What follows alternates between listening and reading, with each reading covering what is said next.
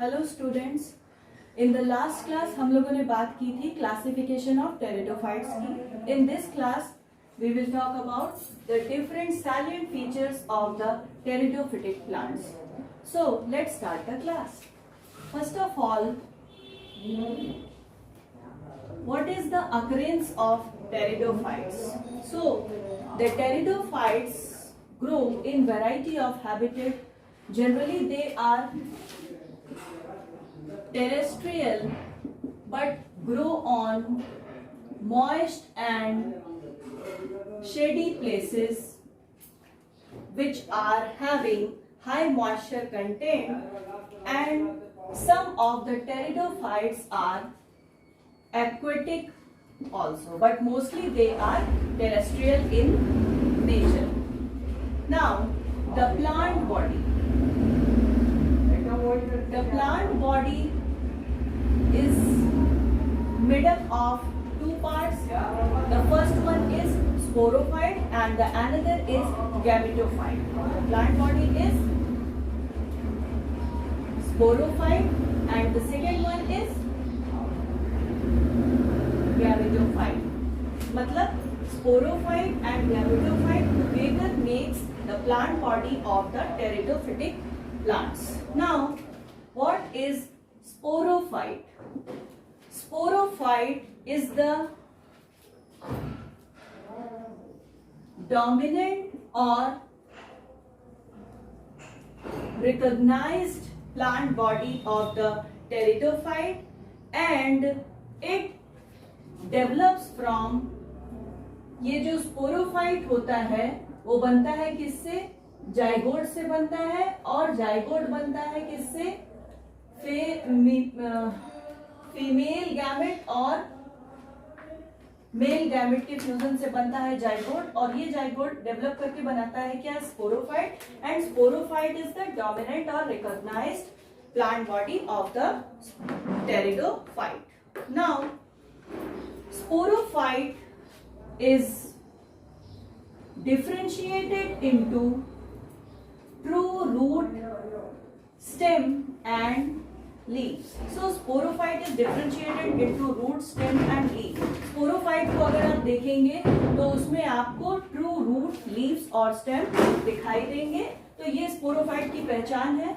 अगर टेरिडोफाइट में जिस पार्ट में आपको रूट, स्टेम, लीफ दिख रहा है, that part will be sporophyte. Now, what is the range of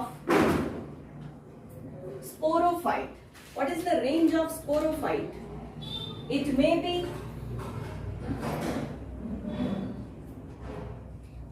megaphilous type, or it may be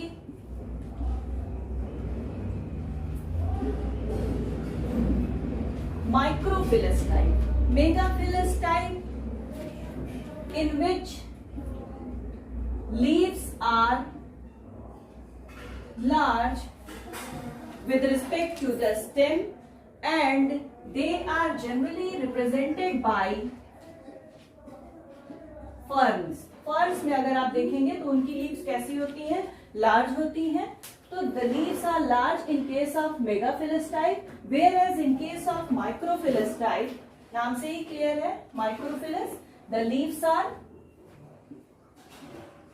small and they are generally represented by lycopods and horstils. lycopods और horstils के जो members होते हैं उनमें हमें microphilous टाइप का range of sporophyte दिखाई देता है. Now next is the vascular system. अभी कल ही हम लोगों ने बात की थी कि it consists of vascular tissues, conducting tissue, and pteridophytes are the only initial plants which have vascular system. Therefore, they are also called as vascular cryptogams. तो vascular system में जो स्टील का टाइप है, it may be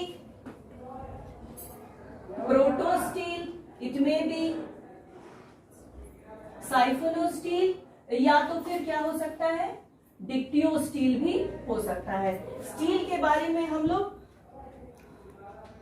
डिस्क्राइब करेंगे अलग video में, जहां पर हम लोग स्टीलर सिस्टम इन टेरिडोफाइट पढ़ेंगे।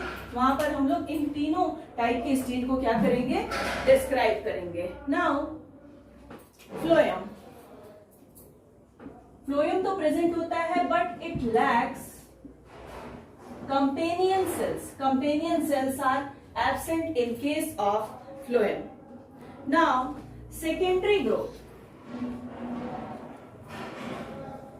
Secondary growth does not occur in case of pteridophyte, लेकिन हाँ इसका एक एक्सेप्शन है जिसे हम कहते हैं आइजोइड्स। Izoids is the only genera which show secondary growth.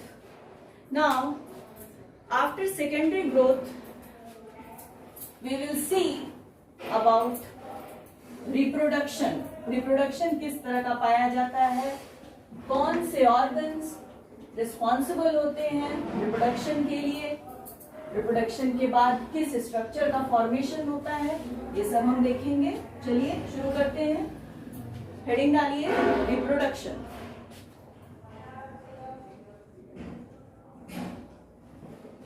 First of all reproduction में क्या होता है कि जो स्पोरोफाइट है इसमें होता है asexual reproduction. The sporophyte undergo asexual reproduction by means of spores. जो स्पोर्स बनते हैं उसकी सहायता से इसमें क्या होता है, asexual reproduction होता है, and these spores are produced in capsule-like structure which are known as sporangia या sporangium. So spores are formed in a capsule-like structure which is known as sporangia. Now, ये जो स्पोरेंजिया होते हैं ये कहां पे बनते हैं, ये स्पोरोफाइट पे बनते हैं। अब स्पोरोफाइट पे तो बनते हैं, लेकिन स्पोरोफाइट पे कहां बनते हैं, दे आर फॉर्म ऑन, कभी कभी क्या होते हैं स्टेम पे बनते हैं और कभी कभी क्या होते हैं लीफ पे बनते हैं। तो ऐसे स्पोरेंजिया जो लीव्स पर बनते हैं, ऐसे लीफ को हम कहते हैं sporophylls. Those leaves which bear sporangia are called as sporophylls. Now, ये जो स्पोरोफिल है ये दो फॉर्म में रह सकते हैं।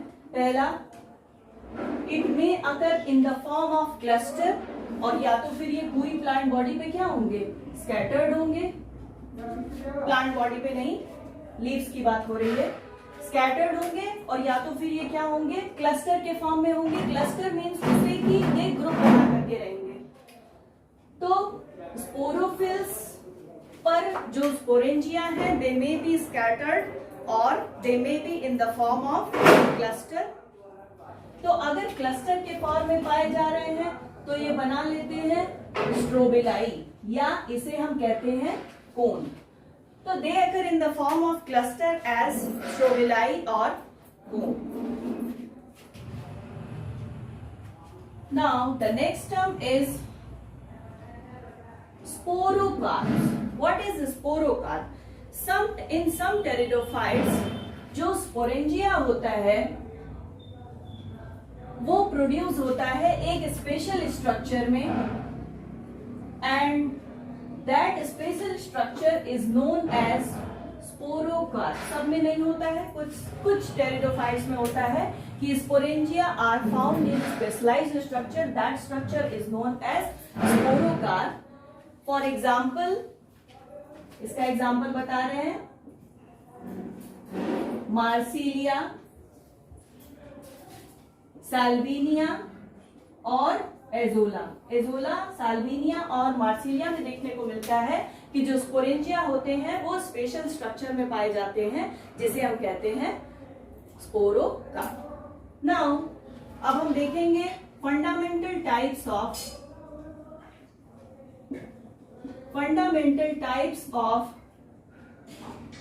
स्पोरेंजिया। तो on the basis of development, अगर डेवलपमेंट को हम बेस बनाएं तो हम देख सकते हैं दो तरह के स्पोरेंजिया पाए जाते हैं. The first one is eusporangium and the second one is known as leptosporangium. Now, what is eusporangium? Actually, eusporangium develops from group of initial cells.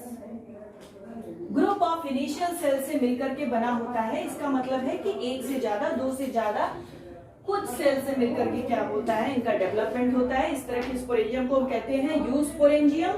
और उसके बाद है leptosporangium which develops from single initial. Single initial से develop होकर के जो sporangium बनता है that is known as leptosporangium. अब ये जो स्पोरेंजियम है ये स्पोरेंजियम में पाए जाते हैं spore mother cells and these spore mother cells are diploid in nature, यानी कि दे आर 2n.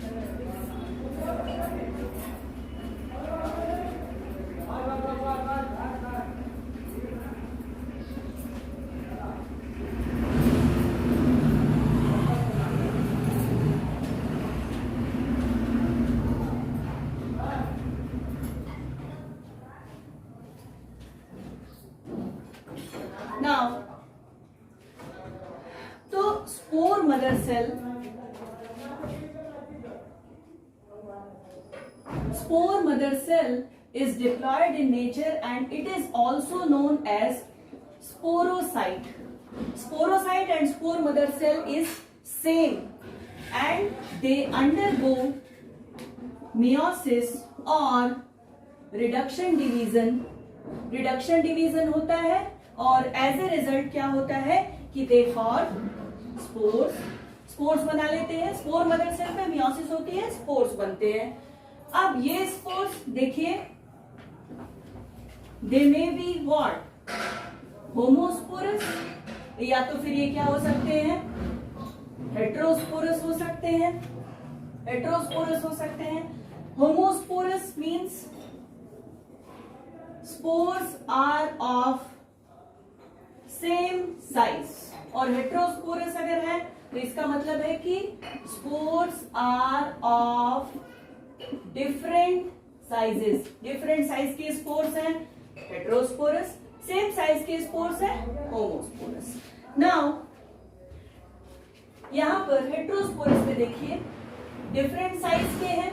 अगर स्मॉल स्पोर्स है तो इसे हम कहेंगे microspores and they develop in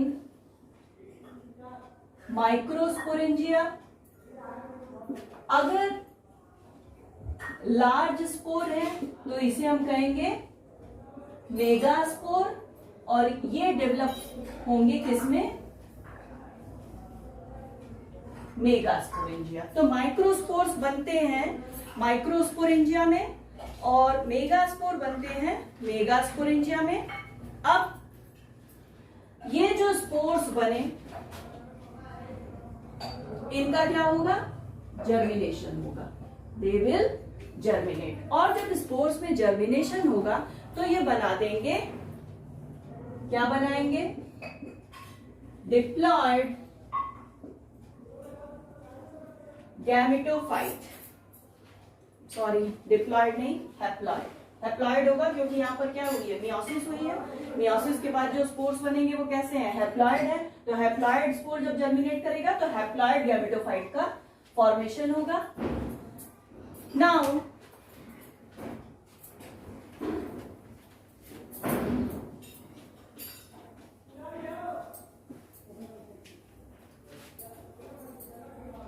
haploid gametophyte बन गया. This haploid gametophyte is known as prothalli, or it is also known as reduced phase of teratophyte. Gametophyte बहुत ही कम समय के लिए बनता है, इसीलिए कैसे नेचर का होता है, रिड्यूस्ड होता है, जबकि स्पोरोफाइट क्या होता है, डोमिनेंट नेचर का होता है। तो it is the reduced phase of the life cycle of pteridophyte. अब ये जो गैमेटोफाइट है जो कि होमोस्पोर से डेवलप हुए हैं, अगर ये होमोस्पोर से डेवलप हुए हैं तो ये क्या करेंगे, they will grow upon the soil, soil पर क्या करेंगे, ग्रो करेंगे, and they form independent plants. ये कैसे प्लांट बनाएंगे, इंडिपेंडेंट प्लांट्स का फॉर्मेशन करेंगे, और इस तरह के गैमेटोफाइट को हम कहते हैं एक्सोस्पोरिक गैमेटोफाइट। ये हो जाएगा एक्सोस्पोरिक गैमेटोफाइट। ऐसे गैमेटोफाइट जो हेट्रोस्पोर से बने हैं, ये क्या होंगे, ये इंडिपेंडेंट प्लांट का फॉर्मेशन नहीं करेंगे, क्योंकि इनका most of the portion spore के अंदर ही रिटेन रहेगा, since there most of the, कौन सा पोर्शन, गैमेटोफाइट का portion, most of the portion of gametophyte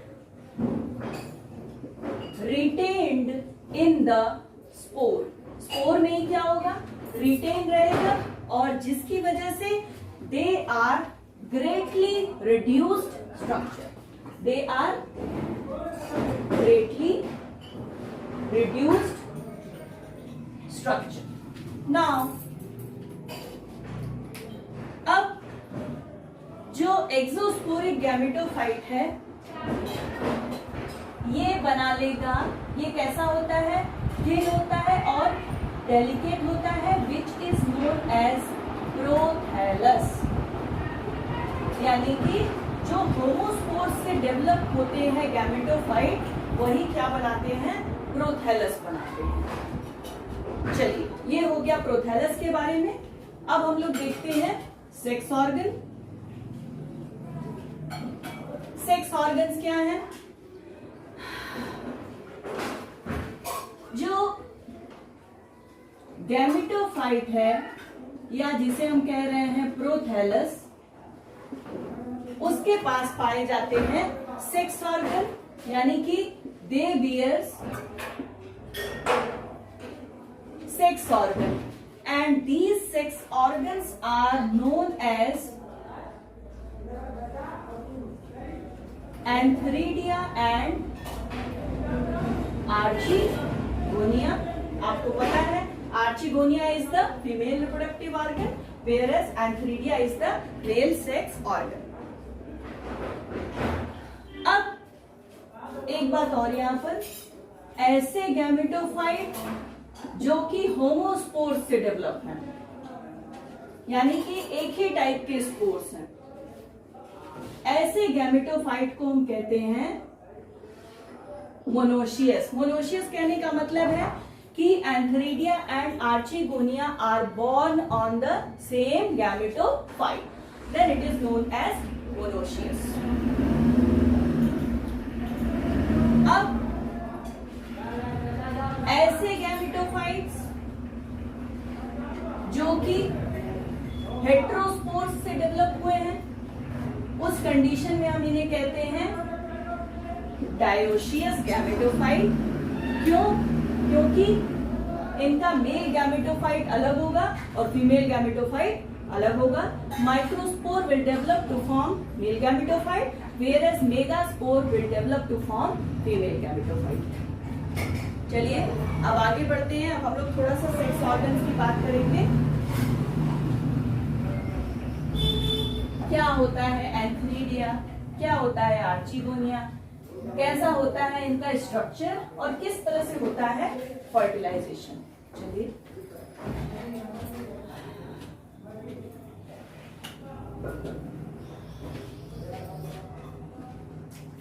now next is antheridia. Antheridia is the male sex organ and which is, दो condition हो सकती है। पहला कि ये पूरी तरह से क्या हो, एम्बेडेड हो गैमेटोफाइट में, और दूसरे क्या हो सकता है कि ये क्या हो, प्रोजेक्टेड हो, यानी कि बाहर निकला हुआ हो। दे मे बी एम्बेडेड और they may be projected. Embedded कहाँ होगा, गैमेटोफाइट में, इन द गैमेटोफाइट, और प्रोजेक्टेड कहाँ से होगा, फ्रॉम द गैमेटोफाइट। तो यहाँ पर भी दो कंडीशन हो गई, दे मे बी एम्बेडेड और they may be projected from the gametophyte. Structure की अगर बात करें तो इनका जो स्ट्रक्चर होता है वो कैसा होता है, they are globular shape and they have two wall, the outer wall is sterile in nature, और जो इनर वॉल होती है उसमें पाए जाते हैं a large number of androcytes. क्या पाए जाते हैं, एंड्रोसाइट पाए जाते हैं।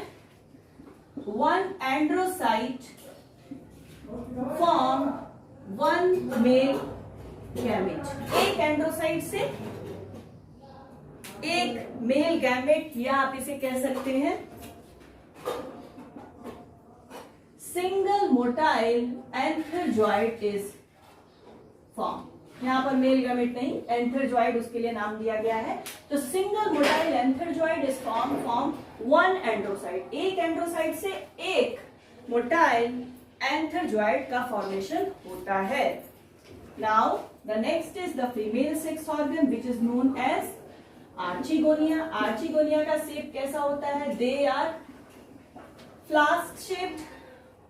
कैसा स्ट्रक्चर होता है, इनका जो बेस होता है वो कैसा होता है, स्वॉलिन होता है और एम्बेडेड होता है। उसके बाद पाया जाता है इनमें वेंटर पाया जाता है और पाया जाता है शॉर्ट नेक। तो वेंटर के पास होता है, एग होता है, और उसके पास होता है वेंटर कैनाल सेल पाई जाती है, एग और वेंटर कैनाल सेल। और नेक में पाई जाती है neck canal cell. In short, they are known as NCC and it is known as VCC.